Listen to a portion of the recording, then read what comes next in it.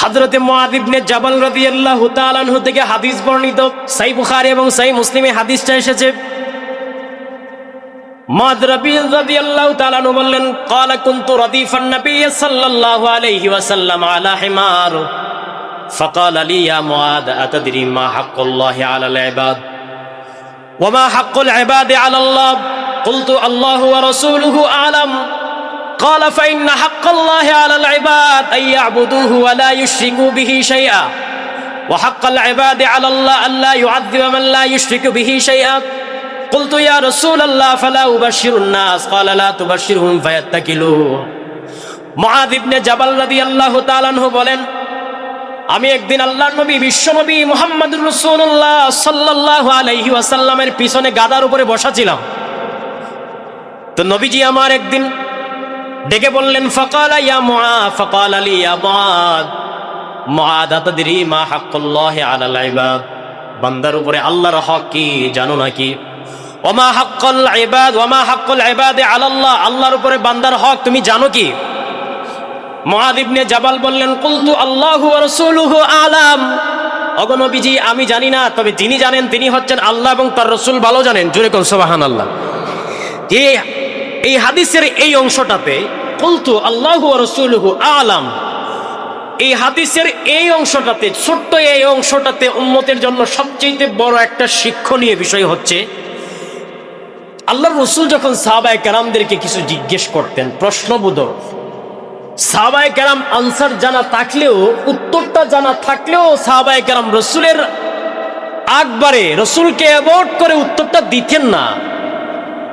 উত্তরটা নিজেদের ভিতরে রাখতেন আর বলতেন আল্লাহ এবং তার রাসূল ভালো জানে। জোরে বল সুবহানাল্লাহ। এটা হচ্ছে আদব। রাসূলের সামনে এই আদব বজায় রাখতেন। কেউ আকবারে প্রশ্নের উত্তর দিতেন না, জানা থাকলেও দিতেন না। আগে রাসূলের কাছ থেকে শুনতেন, তারপরে বলতেন ইয়া রাসূলুল্লাহ, যে উত্তরটা দিয়েছেন সেই উত্তরটা আমার কলবের ভিতরে ছিল। জোরে কন্যা সুবহানাল্লাহ। এখানে উম্মতের জন্য শিক্ষা হলো, উম্মতের আওয়াম যারা, উম্মতের সাধারণ ব্যক্তি যারা, যারা আলেম নয় গায়রে আলেম, গায়রে আলেম যারা, আওয়াম যারা, আওয়ামরা আলেমদের উপরে কথা বলবে না। এটা হচ্ছে এই হাদিসের এই অংশের শিক্ষা। উম্মতের আলেমদের সামনে, হক্কানি রব্বানি আলেমদের সামনে আওয়াম যারা, গায়রে আলেম যারা, তারা কথা বলবে না। আলেমরা যেটা বলবেন কোরআন এবং সুন্নাহ দিয়ে, আওয়ামরা সেটাই মানবে। কথা বলেন ঠিক কিনা? কিন্তু দুঃখের বিষয় হলো, আফসোসের বিষয় হলো, আজকে আমাদের সমাজে জীবনে মাদ্রাসায় যায় নাই, মাদ্রাসার বারান্দায় যায় নাই, জীবনে কোনোদিন কোনো হুজুরের কাছে ক্লাস নাই, কোনো মাদ্রাসার কিতাব পড়ে নাই, কিন্তু দেখবেন ম্যাক্সিমাম হয় মিডল ইস্ট কান্ট্রিতে 2-4-5 বছর থেকে আসলে, অথচ ওই দেশে বলদিয়া বিষয় কাজ করে আসছে, কিন্তু দেশে আইসা বড় মুফতি সাহেব হয়ে যায়। কথা বলেন ঠিক কিনা? বড় বড় মাসালা দেয়, বড় বড় মাসালা দেয়। এমন অনেক আওয়াম আছে যারা গুগল দেখে দেখে আলেমদের উপরে কথা বলে। কথা বলেন ঠিক কিনা? এগুলো হচ্ছে আদবের খেলাফ। সাহাবায়ে কেরাম কোন সময় রাসূলুল্লাহর সামনে উত্তর দিতেন না। তো এই হাদিসের এই অংশ থেকে উম্মতের মেসেজ হচ্ছে, উম্মতের আলেম যারা, উম্মতের হক্কানি রব্বানি আলেমদের সামনে আওয়ামরা কথা বলবে না। আর আওয়ামরা আকবারে কথা বলবে না। আওয়ামরা কথা বলবে, আলেমরা যখন অনুমতি দিবে তখন আওয়ামরা কথা বলার সুযোগ আছে। কথা বলেন ঠিক না? প্রিয় ভাইরা আমার, তো মুআয ইবনে জাবালকে রাসূলুল্লাহ জিজ্ঞেস করতেছেন, মুআয ইবনে জাবাল আতাদরি মা হাক্কুল্লাহি আলাল ইবাদ, যে তুমি কি জানো বান্দার উপরে আল্লাহর কি হক রয়েছে? ওয়া মা হাক্কুল ইবাদি আলাল্লাহ, এবং আল্লাহর উপরে বান্দার কি হক রয়েছে? তো মুআয ইবনে জাবাল বললেন, কুলতু আল্লাহু ওয়া রাসূলুহু আ'লাম, এটা আল্লাহ এবং তার রাসূল ভালো জানেন। তখন রাসূল করিম সাল্লাল্লাহু আলাইহি ওয়াসাল্লাম মুআয ইবনে জাবালকে উত্তর দেয়, قال فإن حق الله على العباد أن يعبدوه ولا يشركوا به شيئا। মুআয ইবনে জাবালের কথা শুনে রাসূলুল্লাহ বললেন, ও মুআয ইবনে জাবাল, তাহলে ভালো করে শোনো, فإن حق الله على العباد, বান্দার উপরে আল্লাহর হক হচ্ছে বান্দা সদা সর্বদাই একমাত্র আল্লাহর ইবাদত করবে, ওয়ালা ইউশরিকু বিহি শাইআ, ইবাদত করতে যায় কোন সময় আল্লাহর সাথে কাউকে শরীক করবে না। এটাই হচ্ছে আল্লাহর হক বান্দার উপরে। জোরে কোন সুবহানাল্লাহ। ওয়া হাক্কুল ইবাদি আলাল্লাহ, আর আল্লাহর উপরে বান্দার হক কি? নবীজি বললেন আল্লাহ ইউআযযিবা মান লা ইউশরিকু বিহি শাইআ। আল্লাহর নবী বলে দিলেন, ওরে মুআয ইবনে জাবাল, আর আল্লাহর উপরে আমার উম্মতের হক হচ্ছে, আল্লাহর বান্দাদের হক হচ্ছে, আল্লাহর বান্দারা যখন ইবাদত করবে, আল্লাহর ইবাদত করতে গিয়ে আল্লাহর সাথে কাউকে শরীক করবে না। আল্লাহ বলে আল্লাহর দায়িত্ব হচ্ছে ওই বান্দাকে জাহান্নামের আগুন থেকে মুক্তি দিয়ে জান্নাতের মালিক বানায় দিবে। জোরে কোন সুবহানাল্লাহ। তাহলে বোঝা গেল যে আল্লাহর উপরে বান্দার দায়িত্ব একটা আছে, আর বান্দারও আল্লাহর উপরে একটা চাওয়া পাওয়া আছে। কথা বলেন ঠিক কিনা? বান্দার উপরে আল্লাহর চাওয়া হচ্ছে বান্দা সর্বদাই একমাত্র ইবাদত করবে আল্লাহ, আর আল্লাহর উপরে বান্দার চাওয়াটা হচ্ছে, পাওয়াটা হচ্ছে, বান্দা যখন একমাত্র তার রবের ইবাদত করবে তো আল্লাহ পাক ওই বান্দাকে জাহান্নামের আগুন থেকে মুক্তি দিয়ে আল্লাহ পাক তাকে জান্নাতের মালিক বানায় দিবে। জোরে কোন সুবহানাল্লাহ। প্রিয় ভাইয়েরা আমার, এই যে এটা হচ্ছে বললাম যে আল্লাহ পাকের হকের কথা বললাম। তারপরে আরো দেখেন এখানে হচ্ছে বান্দার হক যেগুলো, এগুলো বান্দার হকটা হচ্ছে, এটা হচ্ছে অসীম, এটা হচ্ছে আম, এটা ব্যাপক। অনেক ধরনের হক থাকতে পারে বান্দার। মানুষের অধিকারের মধ্যে, মানুষের হকের মধ্যে হচ্ছে একটা হক হচ্ছে জাতি, ধর্ম, বর্ণ নির্বিশেষে প্রত্যেকে একজন অন্যজনের প্রতি ইহসান করা, সহযোগিতা করা, একজন অন্যজনের প্রতি ভালোবাসা দেখানো, দরদ দেখানো। এজন্য একজন মুসলিম যখন তার অন্য কোনো মুসলিম ভাইয়ের সাথে যখন তার সাক্ষাৎ হয়ে যাবে, তখন তার প্রথম দায়িত্বটাই হচ্ছে তার সাথে সালাম সৌজন্য বিনিময় করা। জোরে কোন সুবহানাল্লাহ। অর্থাৎ আমার সাথে কোনো মুসলিমের যখন দেখা হবে, কোনো মুমিন, কোনো ইমানদারের যখন দেখা হবে, তখন তার সাথে আমার কথা বলা স্টার্ট করার আগেই তার সাথে আমার হক হচ্ছে, যে হকটা জড়িয়ে আছে সেটা হচ্ছে সালামের মাধ্যমে তার সাথে আমার সৌজন্য বিনিময় করা। কিন্তু দিন যত আপডেট হচ্ছে, তথ্য প্রযুক্তি যত আপডেট হচ্ছে, যুগ জামানা যত আপডেট হচ্ছে, আমাদের ইসলামটাও তত মডার্ন হচ্ছে। কথা বলেন ঠিক কিনা? এখন আর সালাম বিনিময় হয় না, এখন হাই হ্যালো গুড মর্নিং। কথা বলেন ঠিক কিনা?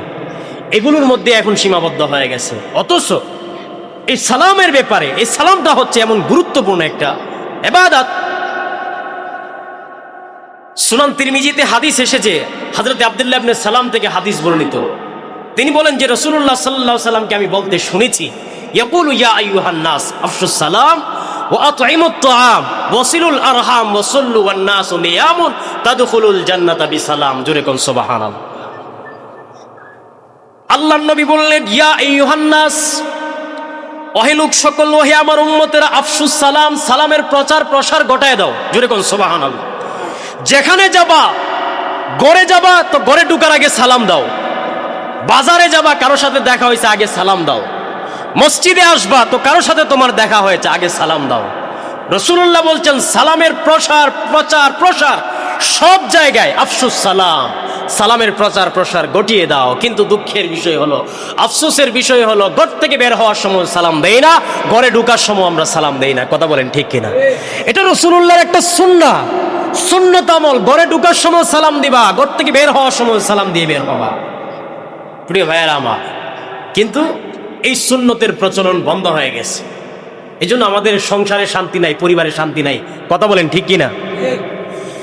রাসূলুল্লাহ বললেন আফশুস সালাম ওয়া আতঈমুত তাআম, ক্ষুধার্ত ব্যক্তিদেরকে তোমরা খাবার খাওয়াও, ওয়াসিলিল আরহাম, আত্মীয়তার বন্ধন তোমরা রক্ষা করো, ওয়াসাল্লু ওয়ান নাসু নিয়ামুন, মানুষ যখন রাতের বেলায় ঘুমিয়ে থাকে, ঘুমিয়ে যায়, তখন তোমরা জায়নামাজে দাঁড়িয়ে যাও, তাহাজ্জুদের বিছানায় দাঁড়িয়ে দাঁড়িয়ে তোমরা তোমাদের রবের সাথে কথা বলো। জোরে কোন সুবহানাল্লাহ। তাহলে কি হবে? আল্লাহ রাসূল বলছেন তাদখুলুল জান্নাতা বিসালাম। এই আমলগুলো যখন তোমরা করতে পারবা, সালামের প্রচার প্রসার ঘটায় দিতে পারবা, ক্ষুধার্ত ব্যক্তিদেরকে খাওয়াবা, ওয়াসিলুল আরহাম, আত্মীয়তার বন্ধন রক্ষা করবা, ওয়াসাল্লু ওয়ান নাসু নিয়ামুন, মানুষ যখন রাতের বেলায় ঘুমিয়ে থাকবে, তোমরা যখন তাহাজ্জুদের বিছানায় দাঁড়িয়ে যাবা, তাদখুলুল জান্নাতা বিসালাম, তখন আল্লাহর রাসূল বলেন তোমরা নিরাপদে নির্বিঘ্নে আল্লাহর জান্নাতে প্রবেশ করতে পারবা। জোরে কোন সুবহানাল্লাহ। প্রিয় ভাইয়েরা আমার, আগে বলেছি যে মানুষের হক যেটা, হকুল ইবাদ যেটা, এটা হচ্ছে অত্যন্ত ব্যাপক একটা শব্দ। অভাবী মানুষকে সহায়তা করা, তাদের তোরে নিজেদের জীবন বিলিয়ে দেওয়া, বস্ত্রহীনকে পোশাক পরিয়ে দেওয়া, অন্নহীনকে, ক্ষুধার্ত ব্যক্তিদেরকে খাবার খাওয়ানো, পিপাসার্ত ব্যক্তিদেরকে আপনার পানি পান করানো, সবগুলো হচ্ছে হাক্কুল ইবাদতের অন্তর্ভুক্ত। জোরে কোন সুবহানাল্লাহ। প্রিয় ভাইয়ের আমার, হযরত আবু সাঈদ খুদরি থেকে হাদিস বর্ণিত। হযরত আবু সাঈদ খুদরি বলেন যে রাসূলুল্লাহ বলেছেন, আইয়ুমা মুমিন আতআমা মুমিনান আলা জুইন আতআমাল্লাহু ইয়াওমাল কিয়ামাতি মিন সিমারিল জান্নাহ। হযরত আবু সাঈদ খুদরি বলেন, রাসূলুল্লাহ সাল্লাল্লাহু আলাইহি ওয়াসাল্লাম বলেছেন, আইয়ুমা মুমিন আতআমা মুমিনান আলা জুইন, কোন ক্ষুধার্ত মুমিনকে অন্য কোন মুমিন যখন খাবার খাওয়ায়, আতআমাহুল্লাহু ইয়াওমাল কিয়ামাতি মিন সিমারিল জান্নাহ, আল্লাহ রাব্বুল আলামিন ওই মুমিনকে জান্নাত থেকে জান্নাতের ফল খাওয়াবেন। জোরে কোন সুবহানাল্লাহ। ওয়া আইয়ুমা মুমিন সাকা মুমিনান আলা যুমাইন সাকাহুল্লাহু ইয়াওমাল কিয়ামাতি মিন রাহিকিল মাখতুম। আল্লাহর নবী বলেছেন, ও আমার উম্মতেরা, আমার কোন পিপাসার্ত কোন উম্মতকে যখন, আমার কোন অন্য কোন উম্মত যখন তাকে পানি পান করায়া তার দিলটা ঠান্ডা করে দিবে, আল্লাহ রাব্বুল আলামিন সেই কিয়ামতের ময়দানে আমার ওই উম্মতের জন্য জান্নাতের সুপিষ্ট পানি তারকে পান করায়া দিবে। জোরে কোন সুবহানাল্লাহ। ওয়া আইয়ুমা মুমিন কাসা মুমিনান আলা উরিন কাসাহুল্লাহু মিন খুদরিল জান্নাহ। আল্লাহর নবী বললেন, ও আমার উম্মতেরা, শুধু তাই নয়, কোন বস্ত্রহীন মানুষকে, কোন বস্ত্রহীন মুমিনকে যখন অন্য কোন মুমিন যখন একটা কাপড় পরায়া দিবে, আল্লাহ রাব্বুল আলামিন আমার ওই উম্মতকে, আল্লাহ আমার ওই মুমিন উম্মতকে জান্নাতে সবুজ পোশাক পরায়া দিবে। জোরে কোন সুবহানাল্লাহ। তাহলে বোঝা গেল যে এই যে বিষয়গুলো যেগুলো আমি বললাম, সবগুলো আমাদের চোখের সামনে আছে না নাই? আমাদের চোখের সামনে ক্ষুধার্ত ব্যক্তি আছে না নাই? আমাদের চোখের সামনে বস্ত্রহীন মানুষ আছে কি নাই? আমাদের চোখের সামনে পিপাসার্ত মানুষ আছে কি নাই? তো সবগুলো হচ্ছে আমাদের ডানে বামে সামনে পিছনে আছে। তো এই বিষয়গুলো, এই হকগুলো আমাদেরকে অবশ্যই আমাদেরকে আদায় করতে হবে। কথা বলেন ঠিক কিনা? প্রিয় ভাইয়েরা আমার, শুধু এগুলো নয়, মানুষের হক বলতে দেখেন, অনেকে আমরা মানুষের কাছ থেকে ঋণ নেই কিনা, টাকা পয়সা আওলাদ নেই না? টাকা পয়সা একটা সময় নির্ধারণ করে, অনেক সময় বিপদে পড়ে আমরা মানুষের কাছ থেকে আমরা নেই, কর্জে নেই।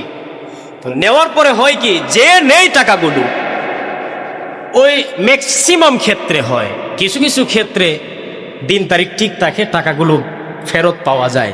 কিন্তু ম্যাক্সিমাম ক্ষেত্রে আমাদের স্বভাব এমন হয়ে গেছে, টাকা নিলে আমরা টাকা দিতে চাই না। কথা বলেন ঠিক কিনা? মনে করি যে টাকা নিয়েছি, এটা আমার নিজের টাকা। কথা বলেন ঠিক কিনা? টাকা দিয়ে আমি হাওলাত নিলাম, এটা আর স্মরণে থাকে না, খেয়াল থাকে না। তো মানুষের হকুল ইবাদতের মধ্যে সবচেয়ে বড় হকগুলোর মধ্যে এটা হচ্ছে একটা হক। আপনি যখন কারো কাছ থেকে কোনো ঋণ নেবেন, কোনো হাওলাত নেবেন, হাওলাত নিয়ে যখন আপনি টাকাগুলো ব্যাক দিচ্ছেন না, দিনের পর দিন আপনার কাছে চাইও সে পাচ্ছে না, এই যে আপনি তাকে আপনি কষ্ট দিচ্ছেন, দিনের পর দিন ঘুরাচ্ছেন, হাঁটাচ্ছেন, আপনি তার হক নষ্ট করতেছেন। কথা বলেন ঠিক কিনা? আর এই ঋণ পরিশোধ করে কেউ যদি মারা যায়, পরিশোধ না করে কেউ যদি মারা যায়, ওয়াল্লাহি আল্লাহর কসম করে বলছি, হাসরের ময়দানে তার আমলনামা খালি থাকবে, কোনো আমলনামায় কোনো নেক থাকবে না। এই হাদিসটা আমি গত 2-3 জুমা আগে আমি বলেছিলাম, খেয়াল আছে কিনা দেখেন, যে আল্লাহর রাসূল একবার সাহাবায়ে কেরামদেরকে জিজ্ঞেস করলেন যে আমার উম্মতের মধ্যে সবচেয়ে বড় অভাবীকে তোমরা কি জানো নাকি? তো সাহাবায়ে কেরাম বলেছিলেন, ইয়া রাসূলুল্লাহ, ইয়া হাবিবাল্লাহ, যার ঘর নাই, যার বাড়ি নাই, সে হচ্ছে বড় অভাবী। রাসূলুল্লাহ বললেন যে না, তোমাদের আনসার সঠিক হয় নাই, যার ঘর নাই, যার বাড়ি নাই, সে অভাবী নয়, কিন্তু অভাবী হচ্ছে ওই ব্যক্তিটা যে দুনিয়াতে নামাজি ছিল, যে দুনিয়া থাকতে রোজা রাখতো, দুনিয়া থাকতে হজ করেছে, যাকাত দিয়েছে, দান সাদকা সব কিছু করেছে, কোনো নেক আমল বাদ দেয় নাই, কিন্তু হাসরের ময়দানে এসে দেখবে তার আমলনামা জিরো। সাহাবায়ে কেরাম বললেন, ইয়া রাসূলুল্লাহ, এটা কি করে সম্ভব? আল্লাহর নবী বললেন যে হ্যাঁ সম্ভব, এটা হচ্ছে তার আমলনামায় সমস্ত নেক আমল ছিল, কিন্তু সে মানুষের কাছ থেকে ঋণ নিয়েছিল, অন্যায়ভাবে ঋণ নিয়ে ঋণ পরিশোধ না করে সে মারা গিয়েছিল, অন্যায়ভাবে মানুষকে হত্যা করেছে, অন্যায়ভাবে মানুষকে খুন করেছে, অন্যায়ভাবে মানুষকে কথার মাধ্যমে আঘাত দিয়েছে, অন্যায়ভাবে মানুষকে কষ্ট দিয়েছে, আল্লাহর রাসূল বললেন যে এই কাজগুলো করার জন্য হাসরের ময়দানের সমস্ত ব্যক্তি যাদেরকে সে কষ্ট দিয়েছিল, যাদের কাছ থেকে টাকা নিয়েছিল, ঋণ নিয়েছিল, সবাই এসে ওই ব্যক্তির সামনে দাঁড়িয়ে যাবে, দাঁড়িয়ে বলবে আজকে আমাদের পাওনা পরিশোধ করো, হয়তো নেক দিবা আর না হয় তুমি কি করবা এটা তোমার ব্যাপার। তো দেখা যাবে ওই ব্যক্তির সমস্ত নেক আমলনামা থেকে সমস্ত নেক যার যার মতো করে নিয়ে যাবে, শেষ পর্যন্ত ওই ব্যক্তিটা জাহান্নামী হয়ে আল্লাহর জাহান্নামে নিক্ষিপ্ত হবে। জুরে কর নাউযুবিল্লাহি মিন যালিক। প্রিয় ভাইয়েরা আমার, তাহলে বুঝে গেল আমরা হাক্কুল্লাহর ব্যাপারে আমরা যতটুকু সচেতন, হাক্কুল্লাহর ব্যাপারে আল্লাহর হকের ব্যাপারে আমরা অনেক সচেতন, কিন্তু হাক্কুল ইবাদতের ব্যাপারে আমরা খুবই অসতর্ক। হাক্কুল ইবাদতের ব্যাপারে আমরা, হাক্কুল ইবাদ যেটা আল্লাহর হকের ব্যাপারে আমরা খুবই অসচেতন, আমরা সতর্ক নয়। প্রিয় ভাইয়েরা, যেমন যেটা বললাম লেনদেনের ক্ষেত্রে যেটা হয়ে থাকে, লেনদেনের ক্ষেত্রে ধোঁকাবাজি হয়ে থাকে, পাটপারি হয়ে থাকে, চিটারি হয়ে থাকে, কথা দিয়ে কথা রাখে না, আমানতের খেয়ানত করে, গালিগালাজ করা, এগুলো গীবত করা, হিংসা বিদ্বেষ চুগলখড়ি সবগুলো হচ্ছে বান্দার হকের অন্তর্ভুক্ত। এগুলো একটা নষ্ট করবেন তো আপনি বান্দার হক নষ্ট করবেন। আপনি অন্যায়ভাবে কারো গীবত করছেন, চুগলখড়ি করছেন, আরে সবচাইতে সমাজের সবচাইতে এখন সবচাইতে বেশি হয় যেটা হয় সেটা হচ্ছে গীবত হয়। কথা বলেন ঠিক কিনা? চায়ের দোকানগুলোতে বসলে মনে হয় যে এগুলো হচ্ছে আমাদের সংসদ, কি সংসদের চাইতে বড় বড় সংসদ হয়ে যায় আমাদের চায়ের দোকানগুলো। কথা বলেন ঠিক কিনা? বিভিন্ন ধরনের আলোচনা, এলাকায় কে কি করলো, কার মেয়ে কি করলো, কার ছেলে কি করলো, কে কোন দোষটা করলো, অমুকের দোষ, অমুকের মেয়ের দোষ, অমুকের ছেলের দোষ, এগুলো নিয়ে চায়ের দোকানে এখন বেশি আলাপ আলোচনা হয়। কথা বলেন ঠিক কিনা? এগুলো হচ্ছে গীবত, এগুলো হচ্ছে হাক্কুল ইবাদ, এগুলো হাক্কুল ইবাদের অন্তর্ভুক্ত। এগুলো করবেন তো আপনি বান্দার হক নষ্ট করতেছেন। এগুলো করা যাবে না, কোন মুমিন বান্দার হক নষ্ট করতে পারে না। কথা বলেন ঠিক কিনা? প্রিয় ভাইয়ারা আমার, এগুলো খেয়াল রাখতে হবে। তাহলে আল্লাহ পাক বললেন ওয়াবিল ওয়ালিদাইনি ইহসানা, বান্দার হকের ব্যাপারে আল্লাহ রাব্বুল আলামিন সর্বপ্রথম যেই কথাটা আল্লাহ বলে দিলেন ওয়াবিল ওয়ালিদাইনি ইহসানা, আমার বান্দারা তোমরা সর্বপ্রথম তোমাদের দায়িত্ব হচ্ছে আমি আল্লাহ পাকের ইবাদত যখন তোমরা করে ফেলবা, আমি আল্লাহ পাকের ইবাদতের পরে তোমাদের সবচেয়ে বড় দায়িত্ব তোমাদের ঘরে যাদের মা বাবা আছে, তোমরা তোমাদের মা বাবার সাথে উত্তম ব্যবহার করবা, ভালো ব্যবহার করবা। জোরে কোন সুবহানাল্লাহ। এখন আজকালকার যুবকেরা ম্যাক্সিমাম ক্ষেত্রে হয়ে থাকে আমরা আমাদের মা বাবার সাথে সদাচরণ করতে পারি না। কথা বলেন ঠিক কিনা? আমরা আমাদের মা বাবার সাথে ভালো ব্যবহার করতে পারি না। মারা গেলে তখন আমাদের মনে হয় যে এটা আমাদের আসল জিনিস ছিল, মারা যাওয়ার আগে মা বাবাকে আমাদেরকে দামি জিনিস মনে হয় না। কথা বলেন ঠিক কিনা? এজন্য মা বাবাকে কষ্ট দেওয়া এটা যুবকদের নেচারের সাথে একটা একদম রক্তের সাথে মিশে গেছে। মা বাবাকে কথার মাধ্যমে কষ্ট দিবে, মা বাবাকে কাজের মাধ্যমে কষ্ট দিবে। মা বাবার সাথে অনেক সময় অনেক যুবক এমনভাবে কথা বলে, এমনভাবে কথা বলে যে গোলামের সাথে এমন ভাষা প্রয়োগ করে না। কথা বলেন ঠিক কিনা? এগুলো করা যাবে না। প্রিয় ভাইয়েরা আমার, মা বাবার সাথে উত্তম ব্যবহারের কথাটা, মা বাবার হকের কথাটা আল্লাহ পাক কেনই নিয়ে আসলেন? আল্লাহর হকের পরে কেনই মা বাবার কথা বললেন? কারণ আল্লাহ পাক বুঝাইয়া দিলেন যে দেখো, তোমাদেরকে দুনিয়াতে তো আমি নিয়ে আসলাম, আমি সৃষ্টি করলাম, কিন্তু সৃষ্টির যে প্রক্রিয়াটা, যেই প্রক্রিয়ায় আমি তোমাদেরকে নিয়ে আসলাম যাদের মাধ্যমে, তারা হচ্ছে তোমার মা বাবা। জোরে কোন সুবহানাল্লাহ। তোমাদের মূল সৃষ্টিকর্তা আমি আল্লাহ। কিন্তু আল্লাহ বলছেন সৃষ্টিকর্তা আমি হলেও এই সৃষ্টির যে প্রক্রিয়াটা আছে, সৃষ্টি তো আর এমনি হয়ে যায় না। এমনি এমনি দুনিয়াতে চলে আসছেন? কথা বলে দুনিয়া থেকে এমনি এমনি চলে আসছি? আরে আমার মা কতটা কষ্ট আমার জন্য করেছেন, কতটা সাফার আমার জন্য আমার মা বাবা করেছে, এটা আপনি মা বাবা না হলে বুঝবেন না। কথা বলেন ঠিক কিনা? আপনি মনে করেছেন যে পৃথিবীতে আপনার এখন বড় একটা ভালো একটা অবস্থানে চলে এসেছেন, আপনার পিছনে মা বাবার কোনো ইনভেস্ট নাই, মা বাবার কোনো কষ্ট নাই। আপনাকে 10 মাস 10 দিন গর্ভে ধারণ করেছে মা। এই যে গর্ভে ধারণ করার মতো যে একটা ব্যথা, একটা মহান কাজ, এটা কি কোনো পুরুষে করতে পেরেছে কোনোদিন? কথা বলে আল্লাহ রসুল দেখেন, সাহাবায়ে কেরাম, এক সাহাবী এসে বললেন যে ইয়া রাসূলুল্লাহ, পৃথিবীতে আমি কার খেদমত করব? রাসূলুল্লাহ বললেন যে তুমি তোমার মায়ের খেদমত করবা। জোরে কোন সুবহানাল্লাহ। সাহাবী সেকেন্ড টাইম বললেন, দ্বিতীয়বার বললেন কার খেদমত করব? তো রাসূলুল্লাহ বলছেন তুমি তোমার মায়ের খেদমত করবা। তৃতীয়বার বললেন কার খেদমত করব? রাসূলুল্লাহ বললেন তুমি তোমার মায়ের খেদমত করবা। জোরে কোন সুবহানাল্লাহ। চতুর্থবারে বললেন যে তুমি তোমার বাবার খেদমত করবা। তো মায়ের কথা তিনবার বললেন কেন, বাবার কথা একবার বললেন কেন? এখানে বলেন, দেখেন ইসলাম নাকি নারীদেরকে সম্মান দেয় না, ইসলাম নাকি নারীদেরকে মর্যাদা দেয় না। তো আল্লাহ রসুল নারীদের কথা তিনবার বলে নারীদেরকে পুরুষদের উপরে মর্যাদা দিয়েছেন। জোরে কন্যা সুবহানাল্লাহ। ইসলাম নারীদেরকে সর্বোচ্চ সম্মান দিয়েছে, কথা বলেন ঠিক কিনা? ইসলাম ধর্ম পৃথিবীতে নারীদেরকে যে সম্মান দিয়েছে, যে মর্যাদা দিয়েছে, পৃথিবীর অন্য কোন ধর্ম নারীদেরকে সেই সম্মান দিতে পারে নাই, কথা বলেন ঠিক কিনা? তো রাসূলুল্লাহ নারীদের কথা তিনবার বললেন কেন, আমার মায়ের কথা তিনবার বললেন কেন? সাহাবীদের প্রশ্নের জবাবে আমার রাসূল বললেন যে আমার মায়েরা, আমার বোনেরা পৃথিবীতে এমন তিনটা কষ্ট করে যে তিনটা কষ্ট পুরুষেরা করে না। জোরে কোন সুবহানাল্লাহ। নারীদের প্রথম কষ্টটাই হচ্ছে 10 মাস 10 দিন গর্ভে ধারণ করবে। এই 10 মাস 10 দিন গর্ভে ধারণ করতে কি যে কষ্ট, উঠতে বসতে, খাইতে শুইতে ঘুমাইতে। পেটের ভিতরে যখন আপনার হাত পা চলে আসে তখন পেটের ভিতরে মাকে লাথি মারেন, মাকে গুতা মারেন, মাকে হাত দিয়ে ঘুষি মারেন, কিন্তু মা ব্যথা পায়, কাউকে বলে না, কথা বলেন ঠিক কিনা? এই যে এই কষ্টটা আপনি দেন, তারপরে মা যখন আপনাকে প্রসব করে দুনিয়ার জমিনে নিয়ে আসে, প্রসবের যে কি ব্যথা কি বেদনা এটা আপনি বুঝবেন না, কারণ আপনার প্রসব বেদনা নাই, কথা বলেন ঠিক কিনা? আপনি এই প্রসবের বেদনা যদি বুঝতে হয় তাহলে আপনি আপনার স্ত্রীকে, আপনার ওয়াইফকে নিবৃতে গভীরে আপনি বলবেন যে তুমি যে সন্তান জন্ম দিয়েছো তোমার প্রসবের ব্যথাটা কেমন ছিল। প্রিয় ভাইয়েরা আমার, প্রসবের ব্যথা বেদনায় মায়েরা এমন হয়ে যায়, পাগল পারা হয়ে যায়। মায়েরা বলে যে আল্লাহ মৃত্যু দাও, মৃত্যু দাও, মৃত্যু দাও। কিন্তু প্রসব যখন হয়ে যায়, সন্তান যখন চলে আসে, মা যখন সন্তানের চেহারাটা একবার দেখে, পিছনের সব দুঃখ কষ্ট মুহূর্তের মধ্যে ভুলে যায়। জোরে কোন সুবহানাল্লাহ। এই সন্তানের প্রতি মায়েদের ইনভেস্ট, সন্তানের জন্য মায়েদের ত্যাগ। আপনি আপনি এই যে দুধ পান করেন, কোনো পারিশ্রমিক দেন না।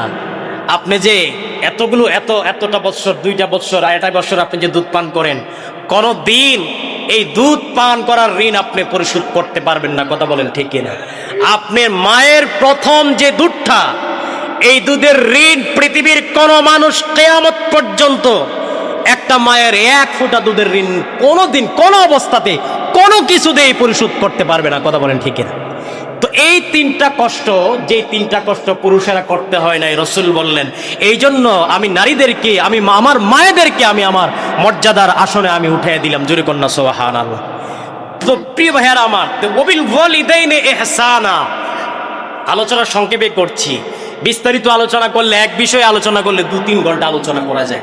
তো ওয়াবিল ওয়ালিদাইনি ইহসানা নিয়ে এসেছেন। আল্লাহ বলছেন যে তোমাদেরকে দুনিয়াতে আনলাম, আনার পরে তোমাদের যে সৃষ্টির প্রক্রিয়াটা যাদের মাধ্যমে আনলাম, তাদেরকে আমি আল্লাহর হকের পরে জায়গা করে দেওয়াটা, এটা আমি আল্লাহর দায়িত্ব এবং কর্তব্য ছিল। জোরে কন্যা সুবহানাল্লাহ।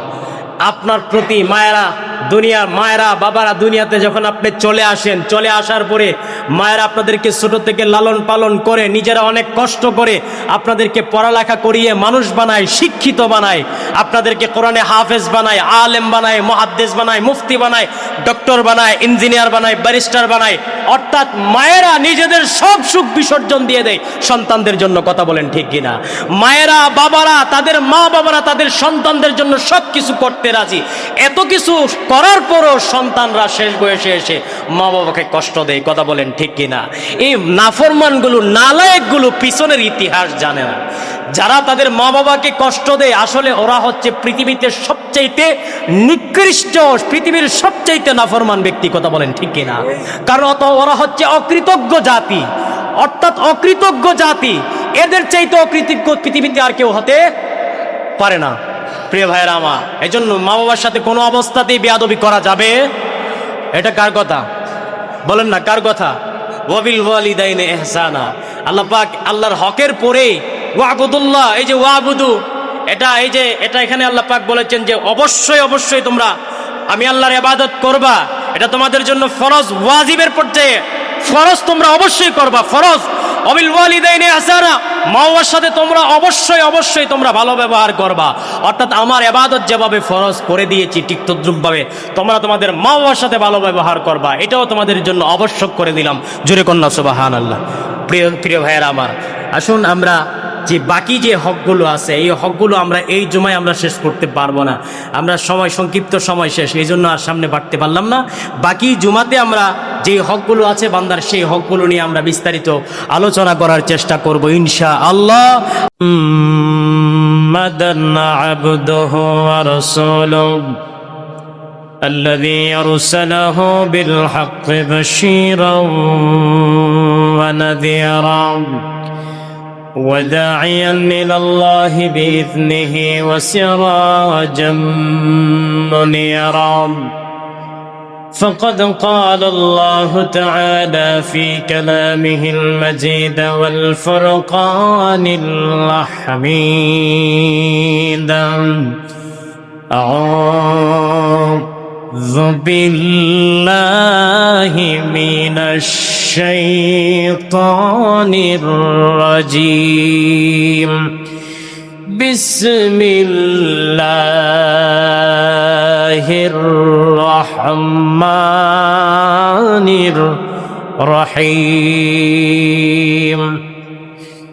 واعبدوا الله ولا تشركوا به شيئا وبالوالدين إحسانا وبذي القربى واليتامى والمساكين والجار ذي القربى والجار الجنب والصاحب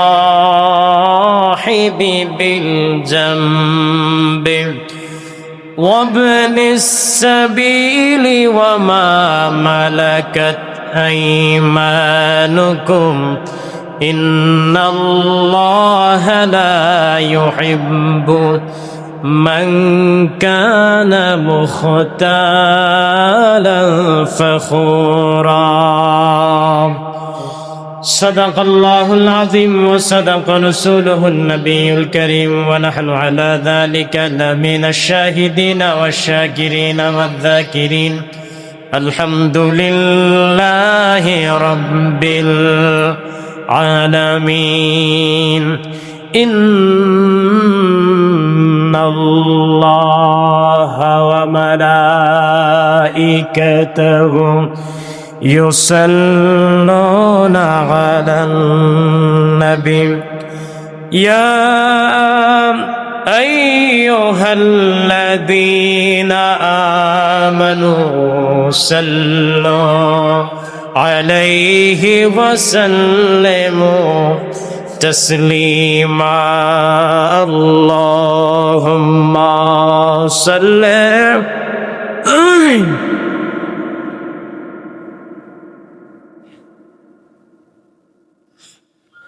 وعلى آل سيدنا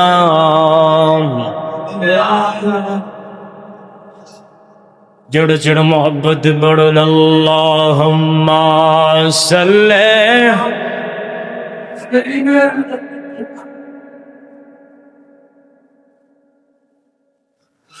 وعلى آل سيدنا مولانا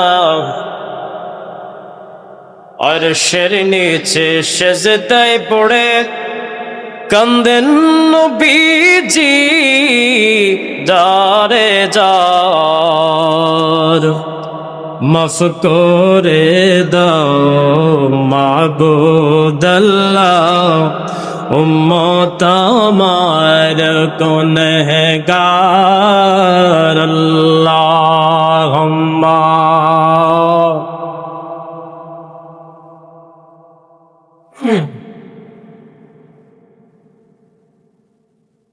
وعلى آل سيدنا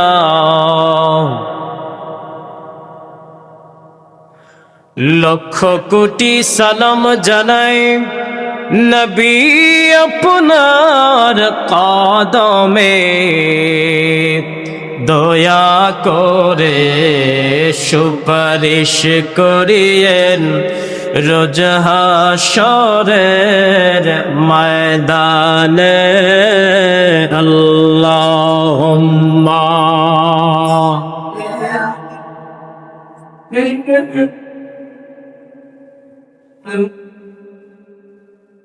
ও আলা আলি সাইয়্যিদিনা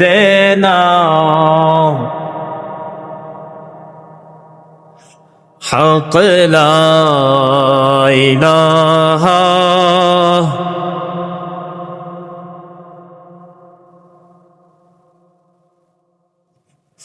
লা হক লা ইলাহা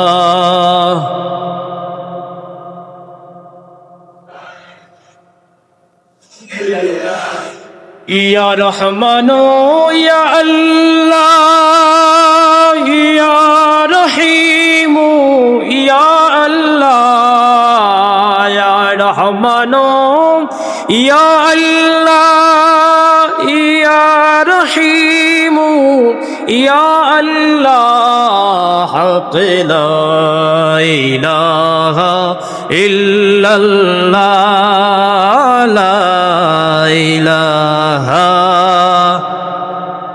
হক লা ইলাহা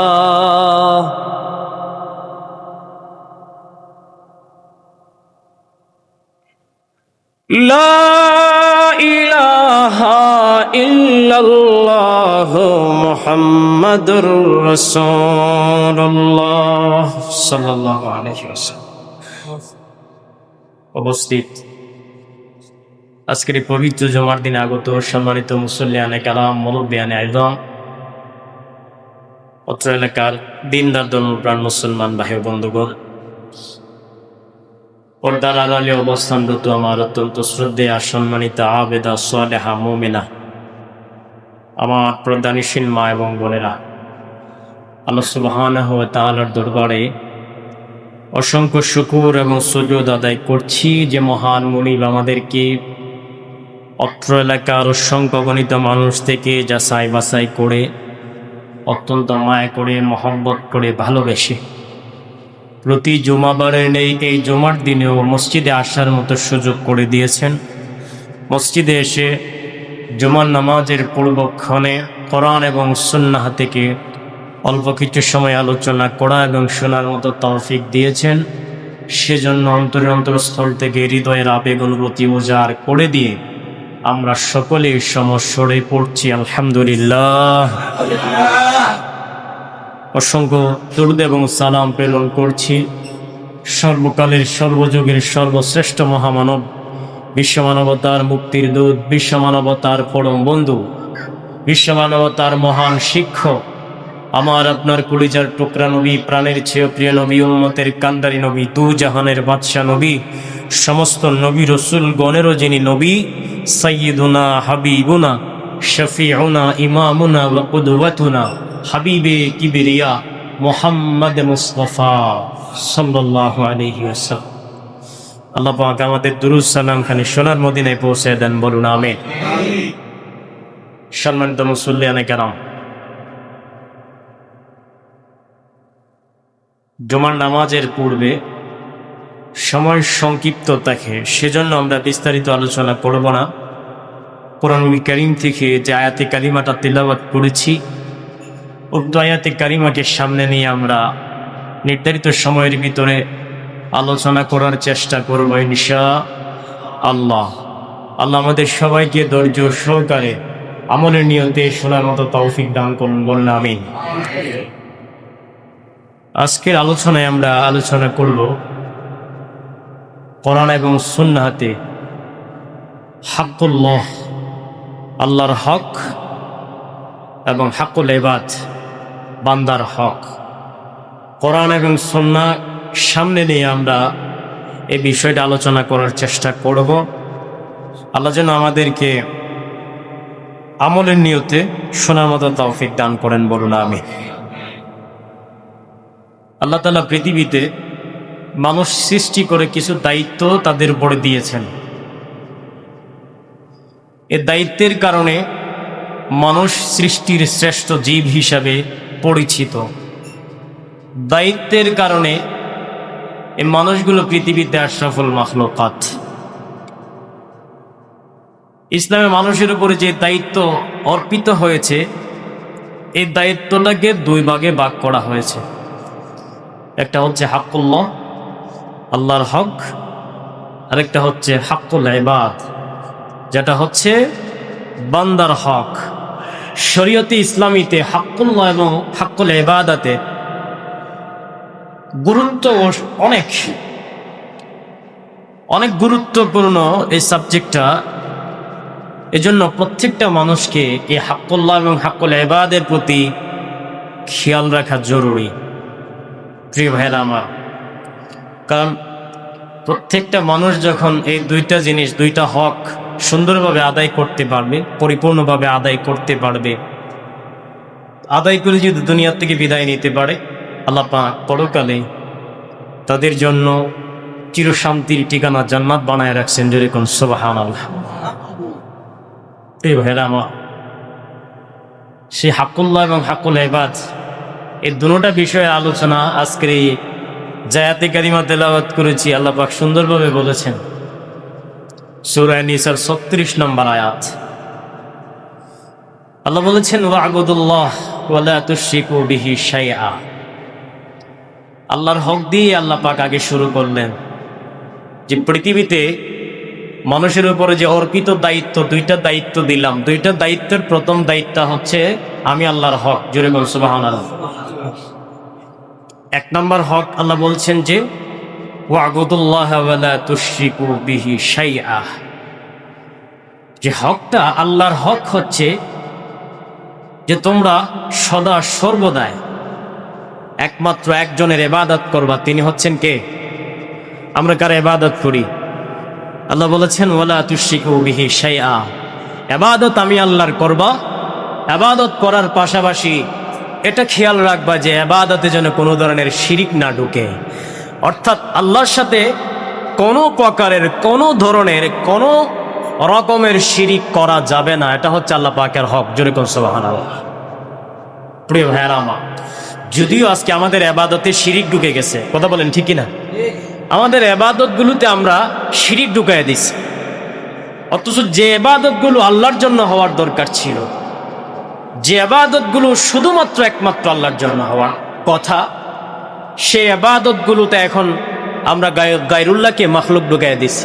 আমরা খবরও নাই, আমাদের বুঝতেও পারি না আমাদের ইবাদতে শিরিক ঢুকে গেছে। আমাদের কথাই শিরিক হয়, আমাদের কাজে কর্মে, প্রত্যেকটা কথায়, প্রত্যেকটা কাজে এমন এমন কথা আমরা বলি, এমন এমন কাজ আমরা করি যেগুলোতে শিরিক হয়ে যায়, আমরা ধরতেও পারি না। কথা বলেন ঠিক না? প্রিয় ভাইয়েরা আমার, এজন্য আপনাকে খেয়াল রাখতে হবে যে আর আমার ইবাদত, আমি যে ইবাদত করতেছি, আমি যে ভালো কাজটা করতেছি, আমার ভালো কাজে শিরিক আছে কিনা, শিরিক ঢুকতেছে কিনা। এটা হচ্ছে আল্লাহ পাকের হক। তারপরে বান্দার হকগুলো আল্লাহ বলছেন ধারাবাহিকভাবে ওয়াবিল ওয়ালিদাইনি ইহসানা। যে বান্দার হকের মধ্যে সর্বপ্রথম আল্লাহ পাক বান্দার হক সম্পর্কিত যতগুলো হক রয়েছে, সর্বপ্রথম আল্লাহ পাক মা বাবার হকগুলোকে আল্লাহ জায়গা করে দিয়েছেন। জোরে কোন সুবহানাল্লাহ। অর্থাৎ আল্লাহ পাক বুঝিয়ে দিয়েছেন যে আমি আল্লাহ পাকের ইবাদতের পরে তোমাদের কাছে সবচেয়ে গুরুত্বপূর্ণ যে বিষয়টা, সেটা হচ্ছে তোমরা তোমাদের মা বাবার সাথে তোমরা ভালো ব্যবহার করবা। জোরে কোন সুবহানাল্লাহ। ওয়াবিল ওয়ালিদাইনি ইহসানা ওয়াবিদিল কুরবা, নিকটাত্মীয়, ওয়াল ইয়াতামা, ইয়াতীম, ওয়াল মাসাকিন, মিসকিন, ওয়াল জারিদিল কুরবা, নিকটাত্মীয় প্রতিবেশী, ওয়াল জারিদিল জুনুব, এবং অনাত্মীয় প্রতিবেশী, ওয়াস সাহিবি বিল যামবে, পার্শ্ববর্তী সাথী, ওয়াবনিস সাবিল, মুসাফির, ওমা মালাকাত আইমানুকুম, এবং তোমাদের মালিকানাধীন যত গোলাম রয়েছে প্রত্যেকের সাথে সৎ ব্যবহার করবা। এটা হচ্ছে আল্লাহ পাকের নির্দেশ। কথা বলেন ঠিক কিনা? তো এই যে আল্লাহ পাক এই আয়াতটা নাজিল করলেন পৃথিবীবাসীর সামনে, মানব জাতির সামনে, মানব জাতির হেদায়েতের জন্য, একটা মানুষ জান্নাতি হওয়ার জন্য বেশি কিছুর প্রয়োজন নাই। এই আয়াতটা ফলো করবে, এই আয়াতের উপরে আমল করবে। আল্লাহ বলেন যে এই একটা আয়াতই তোমাদের হেদায়েতের জন্য যথেষ্ট। জোরে কোন সুবহানাল্লাহ।